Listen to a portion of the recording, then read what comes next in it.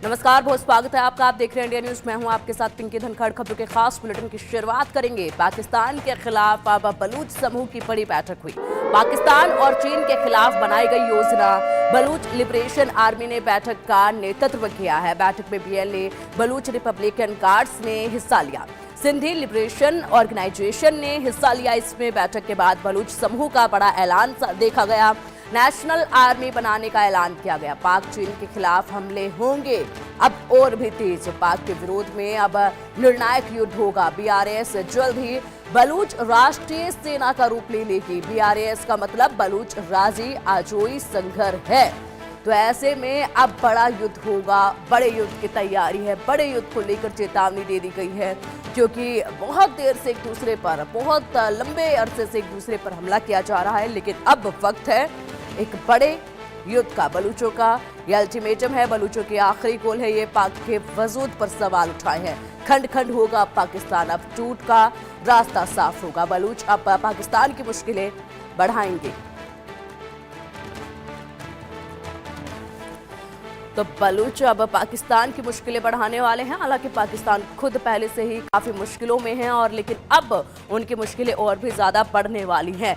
लगातार यहां पर मुश्किलें पाकिस्तान की बढ़ती नजर आएंगी, क्योंकि अल्टीमेटम अब उन्हें दे दिया गया है। एक के बाद एक अभी तक कई हमले पाकिस्तान पर देखे गए। पाकिस्तान ने भी जवाब दिया, लेकिन अब पाकिस्तान की खैर नजर नहीं आ रही है। बलूच समूह की बहुत बड़ी बैठक हुई। बलूचिस्तान अलग देश बनाने पर मंथन कर रहा है। लगातार ये मंथन जारी है। अपने आजादी के लिए लगातार ये लड़ रहे हैं। पाकिस्तान से अलग होने पर यह मीटिंग हुई है। इसी के साथ अब इस मीटिंग के बाद कई एजेंडों पर विचार किया जा रहा है। पाक और चीन के खिलाफ में रणनीति इसमें बनाई गई है। केवल पाकिस्तान ही नहीं, बल्कि पाकिस्तान की जो हमेशा मदद करता है चीन, उसके खिलाफ भी रणनीति बनी है। बलूच राजी आजोई संघर्ष की संयुक्त ये बैठक हुई है, और इस बैठक में रणनीति बनाई गई है। बलूच समूह की 3 दिन की ये बैठक थी। 3 दिनों तक ये बैठक चली है, और इस बैठक में पूरी रणनीति बनाई गई। उसके बाद अल्टीमेटम दिया गया, और बहुत बड़ी बैठक 3 दिनों तक ये बैठक चली। 3 दिनों तक बैठक चलने के बाद ये अल्टीमेटम दिया गया है, और उसके बाद ये अब कड़ी चेतावनी।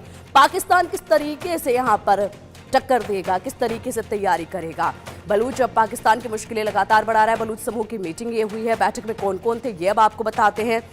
बलूच समूह की मीटिंग में बैठक में कौन कौन थे। बलूच लिबरेशन आर्मी थी, बलूचिस्तान लिबरेशन फ्रंट थी, और इसी के साथ इस बैठक में ये तमाम पार्टियां जो जुड़ी, बलूच रिपब्लिकन गार्ड्स इसमें शामिल थे। 3 दिनों तक ये चली है बैठक, और मंथन इस बैठक में हुआ है। सिंधी लिबरेशन ऑर्गेनाइजेशन भी इसमें था, और साथ ही सिंधु देश रिवॉल्यूशनरी आर्मी भी इसमें शामिल थी। इन सभी ने 3 दिनों तक मंथन किया है, 3 दिनों तक रणनीति बनाई है, 3 दिनों तक बैठक हुई है। बलूचों ने अब क्या ऐलान किया है ये आपको बताते हैं। बलूचों के ऐलान अब सुनिए, क्या ऐलान किया है 3 दिन की इस बैठक के बाद। यहाँ पर पाक के खिलाफ बलूच समूह का बड़ा ऐलान देखा गया। पाक के खिलाफ बनाएंगे नेशनल आर्मी। पाकिस्तान के खिलाफ नेशनल आर्मी बनाई जाएगी। पाकिस्तान चीन के खिलाफ हमले अब तेज होंगे। अभी तक हमले जारी थे, लेकिन अब ये हमले और तेज होंगे। पाकिस्तान के विरोध में अब निर्णायक युद्ध किया जाएगा। आर या पार की लड़ाई का ऐलान कर दिया है। सीपीईसी प्रोजेक्ट्स बलूचिस्तान के लिए भी अब बड़ा खतरा है। साथ ही बीआरएस जल्द ही बलूच राष्ट्रीय सेना का रूप ले लेगी। राष्ट्रीय सेना बनाई जा रही है, और कड़ा ऐलान कर दिया है। बीआरएस का मतलब बलूच राजी आजोई संघर्ष है, इसका ऐलान किया गया है।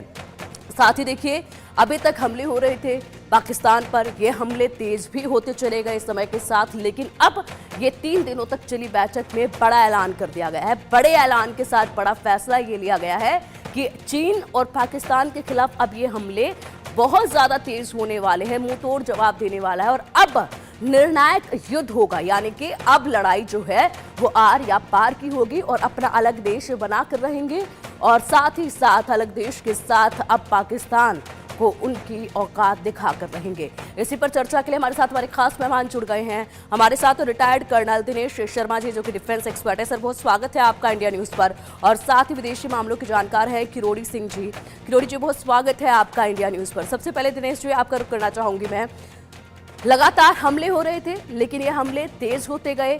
लेकिन अब आर्मी का ऐलान कर दिया है, आर्मी बनाई जाएगी। साथ ही साथ इन ऐलानों में ये भी कहा गया है कि अब निर्णायक लड़ाई होगी, निर्णायक युद्ध होगा, यानी कि आर या पार का मामला अब होगा।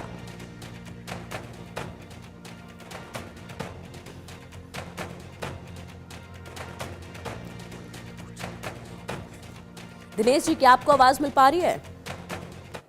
मैडम, आप can you hear me please? Yes sir, yes. तो मैडम, मैं ये कह रहा था कि हिंदी में एक कहावत है कि दर्द का हद से गुजर जाना ही दवा होता है। पिछले 48 सालों से जिस प्रकार के पाकिस्तान आर्मी ने बलूच लोगों के ऊपर जुल्म किए हैं, ये जग जाहिर है। उनके इलाके का ये लोग एक्सप्लॉइट कर रहे हैं और उन लोगों के ऊपर हर प्रकार के जुर्म कर रहे हैं।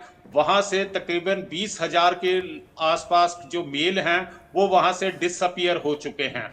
लेकिन अब जो है एक संगठित हो गए हैं। पहले क्या होता था कि अलग अलग ऑर्गेनाइजेशन जो है वो गुरिल्ला वारफेयर से या फिर वो चाइनीज नेशनल्स को या पाकिस्तान आर्मी के ऊपर हमला करते थे। वो एक पोटेंट फोर्स नहीं होती थी।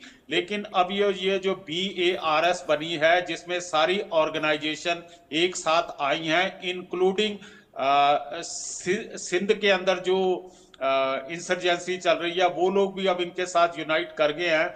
तो अब ये एक प्रकार से पोटेंट फोर्स के तौर के ऊपर आएगी, जो कि आने वाले दिनों में पाकिस्तान की आर्मी के लिए एक बहुत बड़ी चैलेंज प्रस्तुत करेंगे। मैडम, इसके साथ मैं दो इनके मशहूर लीडर्स की स्टेटमेंट जो हाल ही के दिनों में आई है। इनके एक बड़े सुलझे हुए पॉलिटिशियन है मौलाना फजल रहमान। उन्होंने इनकी पाकिस्तान की पार्लियामेंट के अंदर कहा था कि बलूच के एरिया से जो है पुलिस और आर्मी जो है उनका बिल्कुल भी कंट्रोल नहीं है और ना ही उनकी कोई फिजिकल प्रेजेंस है। कुछ ही दिनों में हो सकता है कि 6-7 डिस्ट्रिक्ट जो है अपनी आजादी की घोषणा कर दें। अभी कल ही जो PMLN के पुराने इंटीरियर मिनिस्टर है समानुल्लाह का, उसने भी ये अपना ये बात को प्रकट किया है कि बलूचिस्तान के जो है वो आजादी की तरफ बढ़ रहा है। देखिए मैडम, आज से लेके 1948 से लेके इनके साथ हर प्रकार से एक डिस्क्रिमिनेटरी पॉलिसी जो है वो फॉलो की गई है। अगर आप पाकिस्तान आर्मी के में देखिए तो आज तक इन्होंने किसी बलूच को जो है ऊंचे पद के ऊपर बढ़ने का मौका नहीं दिया। कोई भी बलूच ऑफिसर जो है अभी तक जो है जनरल या chief of the army staff नहीं बना है। बलोच के प्रोविंस के अंदर जो 20,000 लोग हैं जो गायब हो गए हैं, उनके बारे में लोगों को पता नहीं है कि वो जिंदा है या मर गए हैं। आप इमेजिन करिए उस औरत का या उन स्त्रियों का जो शादीशुदा हैं, उन्हें आज तक नहीं पता कि वो शादीशुदा हैं या विधवा हैं। इस प्रकार की जो भावनाएं हैं उसमें उन्होंने बलोच के सभी ऑर्गेनाइजेशन को एक साथ इकट्ठा किया है और अब जो है वो डिसाइसिव वॉरफेयर करेंगे अपनी आजादी के लिए। साथ के साथ ही उन्होंने 3 दिन के जो इनका सम्मेलन हुआ था उनके अंदर इन्होंने अपनी स्ट्रेटजी चॉकआउट की है। अब वो इंटरनेशनल मीडिया को भी अपने में इन्वॉल्व करेंगे, अपने कॉज को उनके वर्ल्ड पटल के ऊपर सामने रखेंगे। साथ में डिप्लोमेटिकली भी वो जो है वर्ल्ड को बताएंगे कि इनके साथ किस प्रकार की जातियां हो रही हैं, और साथ के साथ जो है मिलिट्री फोर्स को भी ये अपना तैयार करेंगे, जो अपना ग्राउंड लेवल के ऊपर इन्होंने इंटीग्रेशन शुरू किया है।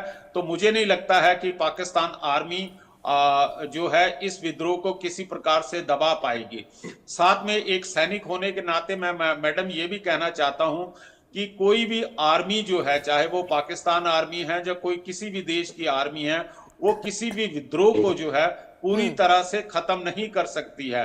वो सिर्फ इतना कर सकते हैं कि जो विद्रोही लोग हैं उनके विद्रोह को दबा सकते हैं और उन्हें फोर्स कर सकते हैं कि आप नेगोशिएशन टेबल के ऊपर आए। तो ये बलोच की प्रॉब्लम्स जो है बेसिकली ये एक सोशल और पॉलिटिकल प्रॉब्लम है, जिसको कि पंजाबी मुस्लिम जो है, पाकिस्तान का जो पंजाबी तबका है वो इसके ऊपर गौर नहीं करता है और इनको वो एक अलग से नजरिए से देखता है। वो बलोच लिबरेशन आर्मी और उनके बाकी जो घटक दल हैं उनको गन के बिल्कुल दिनेश जी, और इसी के साथ अगर देखा कंट्रोल करना चाहता है। इनका सबसे बड़ा सर अगर देखा जाए कि वो चाहते हैं कि हमारा जितने भी हमारे नेचुरल रिसोर्सेज हैं उनको पाकिस्तान चाइना के साथ मिलकर एक्सप्लॉइट कर रहा है और हमें उसमें से किसी प्रकार का भी हमारी डेवलपमेंट के अंदर कोई हिस्सेदारी नहीं है। वो अपनी संस्कृति को बचाना चाहते हैं। जी मैडम। बिल्कुल दिनेश सर, देखिए अगर बात की जाए तो बीआरएस के साथ आने से पाकिस्तान में जो चीन द्वारा सीपीईसी के प्रोजेक्ट्स चल रहे हैं उसको भी अब बड़ा खतरा पैदा हो गया है। सीधे तौर पर चीन को भी बड़ा नुकसान पहुंचाने की तैयारी है और न केवल पाकिस्तान बल्कि चीन पर इसका असर पड़ेगा। चीन को लेकर भी धमकी दी गई है।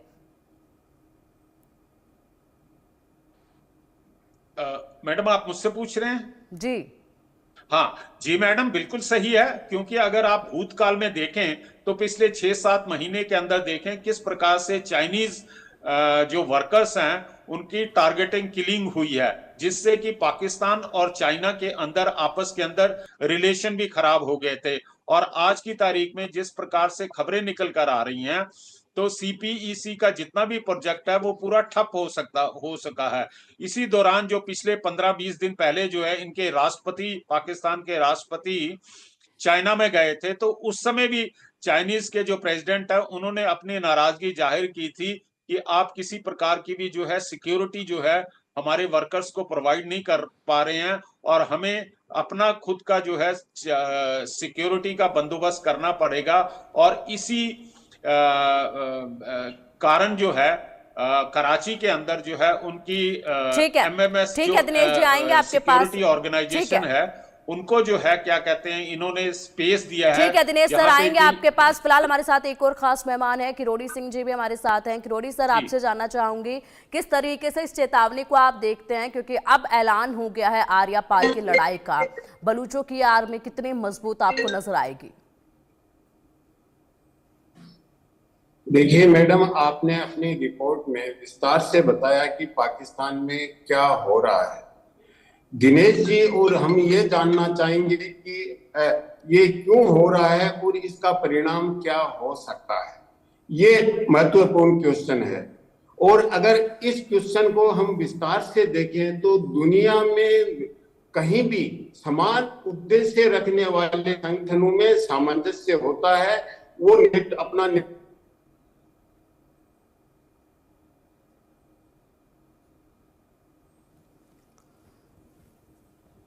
ठीक है दिनेश जी, जिस तरीके से किरोड़ी जी ने अपनी बात कहनी शुरू की तो वाकई में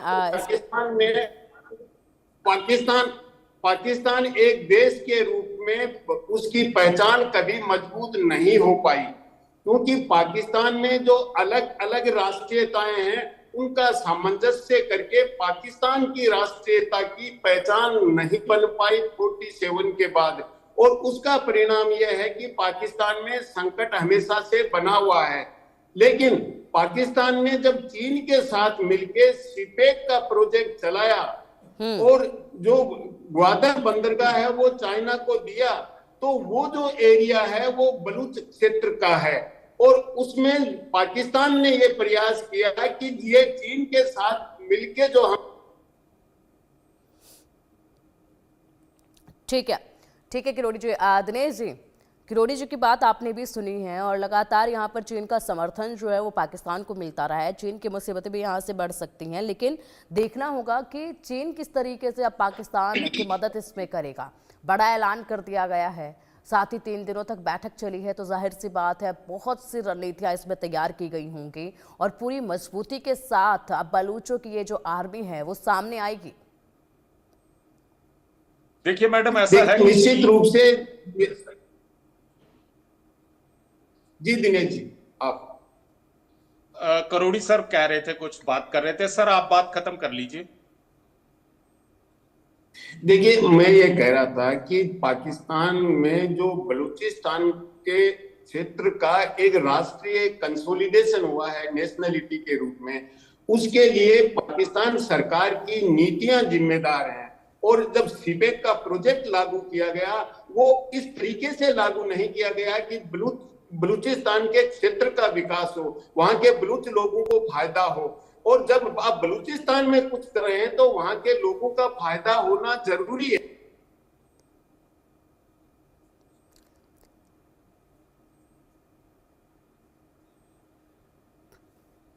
ठीक है किरोड़ी जी, आपके नेटवर्क में कुछ प्रॉब्लम शायद से आ रही है। बहुत शुक्रिया आपका इंडिया न्यूज़ के साथ जुड़ने के लिए। दिनेश जी, आपका भी बहुत शुक्रिया इंडिया न्यूज़ के साथ जुड़ने के लिए, इस चर्चा में शामिल होने के लिए। बढ़ेंगे आगे। क्या पाकिस्तान में